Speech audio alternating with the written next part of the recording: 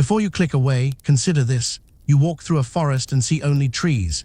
They walk through it and hear a doctor whispering cures, a library reciting ancient stories, and a guardian shielding their people. This is the language we lost 10,000 years ago, a language that could change how you see the world. Stay with me. Imagine standing in a forest so old it feels like it's breathing. The air is thick with the scent of damp earth and blooming orchids. Every leaf, every root, every twist of bark hums with a story. To the people of the Arawé, a tribe hidden deep in the Amazon's heart, this isn't just a forest. It's a cathedral, a council, a living ancestor. They don't just walk through it, they listen. They hear the trees speak. 10,000 years ago, our ancestors knew this language too. It wasn't written in books or spoken in words you recognize. It was a feeling, a knowing, carried in the rustle of leaves or the way a vine curled toward the sun. The Arawé still know it. They call it Silvara, the pulse of the green world. To them, every plant is a teacher, every tree a guardian. But how do you hear a tree? What does it say? Let me take you there, to a place where the boundary between you and the forest dissolves. The Arawé believe you don't find the forest's wisdom, it finds you.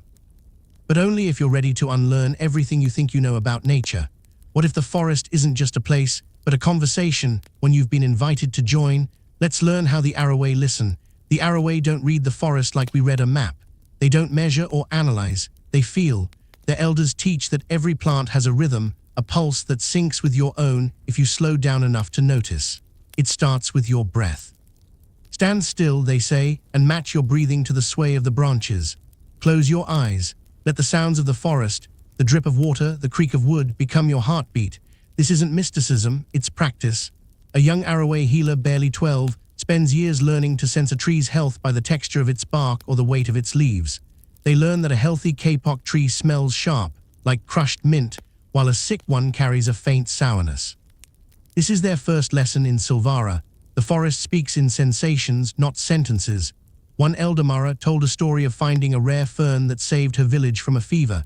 She didn't search for it, she felt it calling, a tug in her chest guiding her through the undergrowth. To us, this sounds like magic. To the Arawé, it's as practical as checking your phone for directions, but it demands something we've forgotten: silence. What if silence isn't empty, but full of answers? Let's explore how the Arawé use this language to heal. In the Arawé's world, the forest isn't just alive, it's a pharmacy. Every plant holds a secret, a cure woven into its roots or sap. But the Arawé don't harvest blindly. They ask permission. Before touching a plant, a healer kneels, whispers gratitude, and waits for a sign, a breeze, a bird's call that the forest agrees. This isn't superstition, it's respect for a system older than humanity. Take the curare vine. To us, it's a poison. To the Arawé, it's a surgical tool. They boil its sap into a paste that numbs pain during childbirth, applied with precision to avoid its deadly potential. Or consider the ayahuasca brew, a hallucinogenic tea that doesn't just heal the body but the mind, getting the drinker through visions to confront their fears. These aren't guesses, they're recipes perfected over centuries, passed down through Silvara. The Arawé believe illness isn't just physical, it's a rift between you and the forest. Healing means restoring that bond. A fever isn't cured by a pill but by a journey, sometimes literal, sometimes spiritual, back to harmony with the green world. If plants can heal the body, what can they teach the soul? Let's uncover the Arawé's deeper wisdom. In our world, time is a line, past, present, future, always rushing forward. For the Arawé, time is a circle, rooted in the forest's cycles. A tree falls, decays, and feeds new growth. Life and death aren't opposites, they're partners. This shapes their entire philosophy. They don't chase wealth or progress. To them, true wealth is belonging to the forest, to each other, to the moment. An Arawé elder once said, "The tree doesn't worry about tomorrow's rain. It drinks what falls today." This is Silvara applied to life. Be present, trust the forest to provide. They don't hoard food or fear scarcity. The forest is their storehouse, always giving if you know how to ask. This trust frees them from the anxiety that haunts our lives. But it's not blind faith. It's knowledge, knowing which berries ripen in the wet season, which roots stay edible through drought. Their survival is proof that living in the eternal now isn't just poetic, it's practical. What if living without fear of the future could protect you? Let's see how the Arawé face danger. The forest isn't just a home for the Arawé, it's a fortress. They've learned to read its warnings. A sudden silence in the birdsong signals a jaguar nearby. A shift in the wind carries the scent of a coming storm. This is Silvara as protection. The Arawé move through the forest like ghosts, leaving no trace, guided by signs we'd miss. Their trackers can follow a deer's path by the angle of a broken twig or the depth of a hoofprint in mud. They don't just see the forest, they see through it. One story tells of a young hunter, Tavi, who saved his village from raiders by reading the forest's clues: a disturbed ant nest, a snapped vine, leading his people to safety before danger arrived. This isn't just skill, it's a relationship. The Arawé believe the forest protects those who protect it. They never take more than they need, and they plant seeds for every tree they cut. Their survival depends on this pact.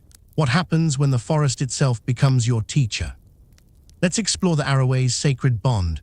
To the Arawé, the forest isn't just resources or scenery, it's alive with spirit. Every tree, every stream carries a presence, a personality. They call these spirits Vian, the guardians of Silvara. A towering mahogany might be a wise elder, a delicate orchid, a playful child. This isn't worship, it's kinship. Their rituals reflect this. At the new moon, the Arawé gather in a clearing, offering songs and woven leaves to the Vian. They believe these spirits guide them to hidden springs or warn them of danger. One elder described a vision where Vian led her to a cave of glowing mushrooms, revealing a cure for a child's blindness. This connection shapes their emotional core. Joy comes from sharing the forest's gifts. Fear is faced by trusting its wisdom. Death is just a return to the soil, feeding the next cycle. For the Arawé, life is a dance with the forest, not a battle against it. What would our lives look like if we could hear the forest's voice again? Let's find out. The Arawé's world feels distant, but their wisdom isn't lost, it's waiting. You don't need to live in the Amazon to hear the forest. Start small, walk outside, feel the ground under your feet, notice the way a leaf catches the light. The Arawé teach us that Silvara begins with attention. In our world, we've traded this language for noise, screens, schedules, endless distractions. But what if we paused? What if we listened? The Arawé remind us that nature isn't separate from us. It's not out there. It's in our breath, our bones, our blood. Relearning Silvara means remembering we're part of the green world, not its master. So next time you walk through a park or past a tree, stop, touch its bark, breathe its air, ask what it knows. You might not hear words, but you'll feel something, an echo of a language we all once spoke.